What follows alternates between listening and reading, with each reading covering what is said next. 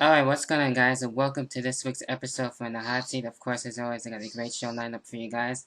And as well, I'm being joined by my guest at this time. Would you like to introduce yourself? Hey, folks, Dixie T here, and I am here for to the hot seat. Let's do this. Alright, it's a pleasure to have you here on the show. And with the first topic I will be talking about, and what are your thoughts on ECW in general, and do you think it will still be around today if it didn't go down and with all that stuff going on in ECW? Well, to me, my person, I didn't really have a huge joy because I was always WCW, WWF back in the day. Right. But I caught ECW at times on TNN before it became Spike TV, and I was interested in it. But to me, if ECW did have a real positive effect on the business, doing the more extreme stuff, getting more talent out there who didn't get a shot. But on the long term, would it be still around? If it was still around? Yes, I think it would have. It would probably be right where, say, TNA is at this point. Okay. Or maybe Ring of Honor. I don't know. I have no idea. But if ECW did at the end of the day did have a lot of positive things for the entire wrestling business as a whole. So that's what I think about ECW in general. Yeah, to me, I think it will still be around, and I actually haven't really gotten to check out ECW at the time until it was actually with this whole thing with the Invasion storyline. So that's the only time that I only heard of ECW, and as well now with reading the book, The Rise and Fall of ECW, so I'm still learning slowly but surely about ECW. So I think it will still be around, and it had a good roster, I think, and has some pretty cool storylines from what I have been reading in the book. So I'm not entirely finished with that yet. So I'll probably go more in depth about it once I'm finished with the book and everything. But from what I've been reading as of late, I think it still will be around. And yeah, is there anything else that you would like to add to that? No, not really. I agree mostly with you. I feel if it did get its financial system right and everything else, I still have a feeling that maybe it would still be around. Maybe Paul Heyman would probably be around with the product, yes or no. But we don't know. It's the way it is now. Right. It's the way things are right now. So that's what I feel about it.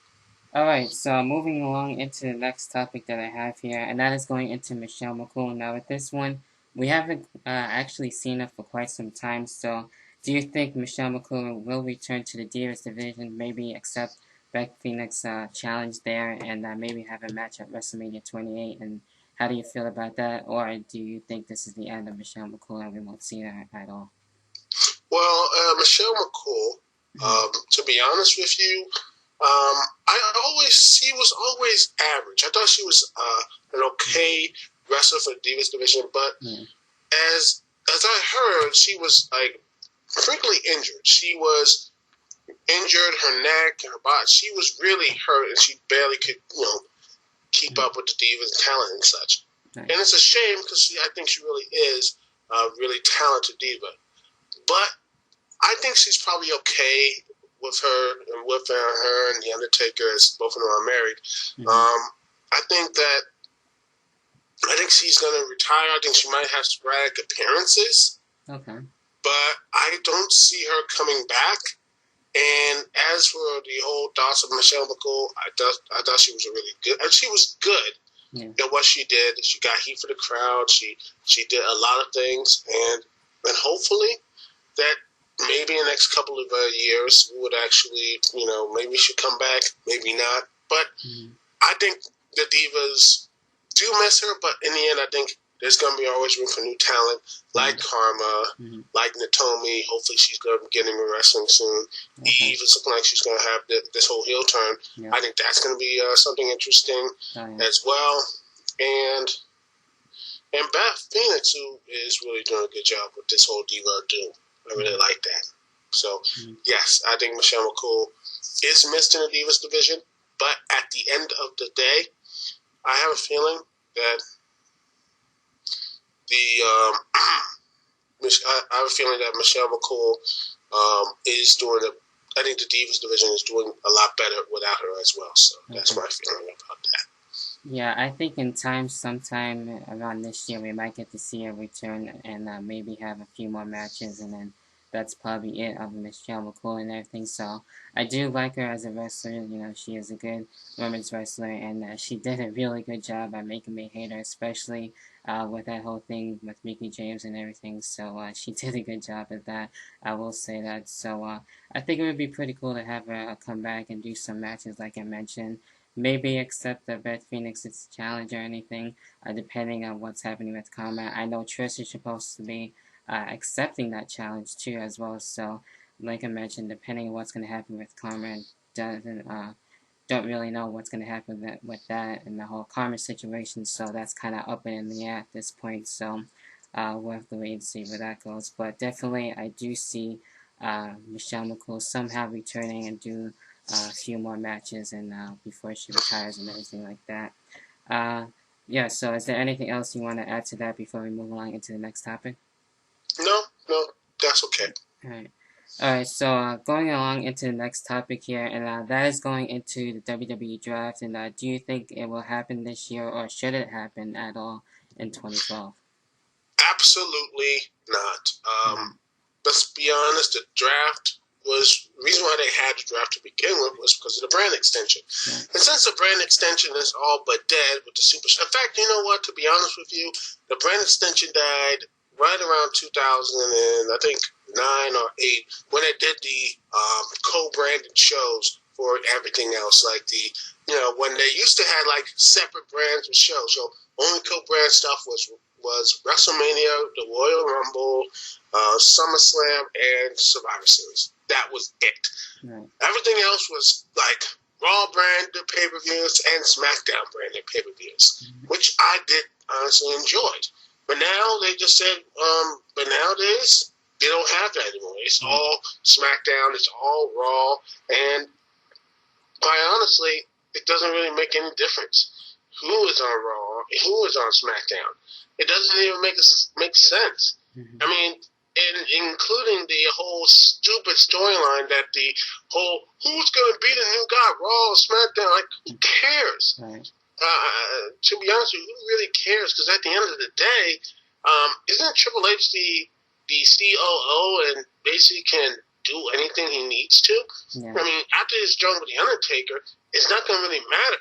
I mean, I just don't even care about what's going to happen on Raw and SmackDown because, honestly, they're both basically the same show. Right. And quite honestly, I just don't really feel anything for it. I mean, their main event structures may be different. They might say, oh, I'm SmackDown, oh, I'm Raw, or what have you. It just doesn't make any sense. It just feels like it's lazy, and I really feel if they just separated the shows again and really built up both separate main events, because I got the feeling that a lot of people liked that, and I liked it. I don't know what other people thought about it, but I just got a feeling that it's at the end of the day, it's just going to really be so convoluted because it doesn't matter because. Who doesn't matter if you're going to have a draft this year because, hey, Raw is now the Super Show. I mean, SmackDown stars are going to go into Raw, and SmackDown stuff is vice versa. So what's the point? What's the real point of it? So that's my feeling of it is that they shouldn't have a draft at all. Yeah, in the beginning, around 2003, 2004, I think it worked then, and even 2005 and a little bit prior to that, I think it did work then. But as of right now, I think it's completely gone at this point and isn't really needed. And you're right, since they do have the super shows as of right now, it doesn't make any sense to actually have that continue, and especially when they're going to have that whole bragging rights pay-per-view, which I think they shouldn't have, and it doesn't make any sense to even have that since it's basically another Survivor Series. So that's definitely not needed, and hopefully they will eventually get rid of that and just keep the Survivor Series as is, since it's basically the same exact thing, but with SmackDown versus Raw type matches. So that's definitely not needed. But earlier on around that time, like I mentioned, it did work a lot more better than now. So since it doesn't really matter at this point, so that's pretty much it when it comes to my thoughts on that. Is there anything else you want to add to that too as well? No, not really. I feel like I just said what I needed to say because the draft is, like I said, the WWE draft is rendered meaningless because all the whole crossbred crap. Right. Alright, so getting into the final topic that I got here, and probably one of my favorite ones in my opinion, but anyway, what are your thoughts on Christian returning, and where do you see Christian going from now that he came back at Elimination Chamber? Christian coming back, I really do enjoy because I love seeing him work.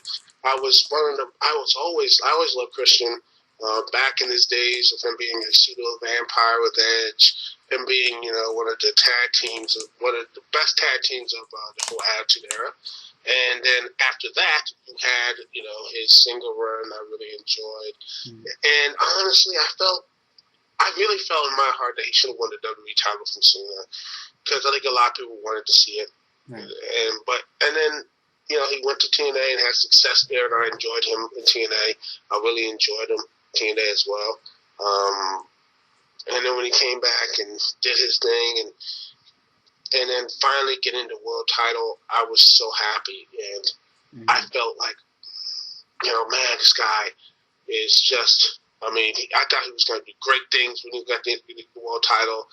Then, for whatever reason, they gave it to Randy Orton, and they did this whole Randy Orton Christian thing, which the storyline was crap. I hated that, but I did love the matches. I think the matches were really, really good. And I really enjoyed all the matches between him and Christian. In fact, his stuff with Sheamus was really good too. And it's a shame that he got injured, but I felt like there was nothing for him. But now he's come back. I hope that he does something besides being Johnny Ace's, good guy, what have you. Yeah. I just got a feeling that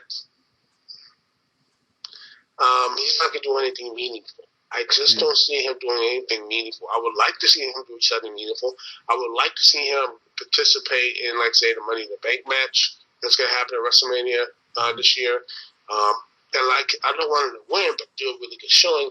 And actually, maybe, I wish it just turned him face, because the crowd still loves Christian.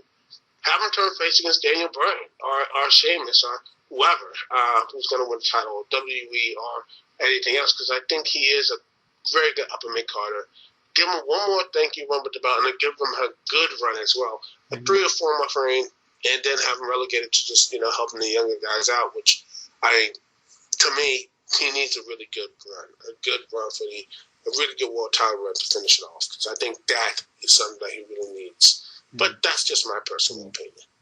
Yeah, to me, definitely, of course, Christian is my favorite current wrestler at this time. So when he came back, I thought that was absolutely tremendous. And I probably marked out more than anybody else in that arena at the time. So I think they should have had him return at the Royal Rumble instead of having Sheamus win it. I think it was the time for Christian to win it there. But, of course, Sheamus ended up winning that whole thing. So if they would have had Christian win it, I would have liked to see maybe a triple threat going into the World Heavyweight Championship match between Sheamus and Daniel Bryan. I think that would be a great match, and I wouldn't mind him having be in the Money in the Bank ladder match at WrestleMania, but to me, I think he should be doing a World Heavyweight Championship match or something like that and being a part of the main card. But if they do somehow put him in the Money in the Bank, I would like him to at least win that and then wait it out for a while and then have a good feud going in for him for the World Heavyweight Championship and win it for the 3rd time and actually keep the World Heavyweight Championship and do great things with that. Since with his first World Heavyweight Championship reign, I thought that was good.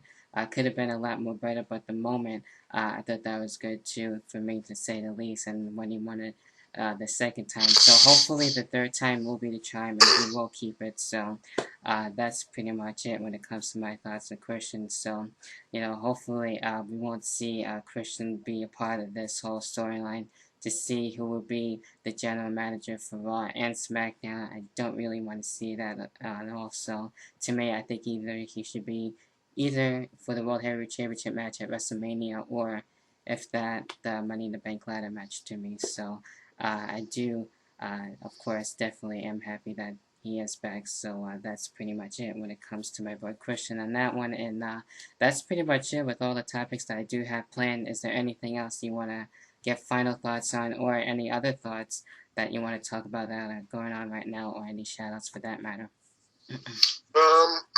Just want to shout out to all the people who follow me, subscribe to me. Thank you so much for all that stuff, and thank you for putting me on here. Oh, no problem. And that's basically it. And thank you very much for putting me on, Mr. Fortminorproject.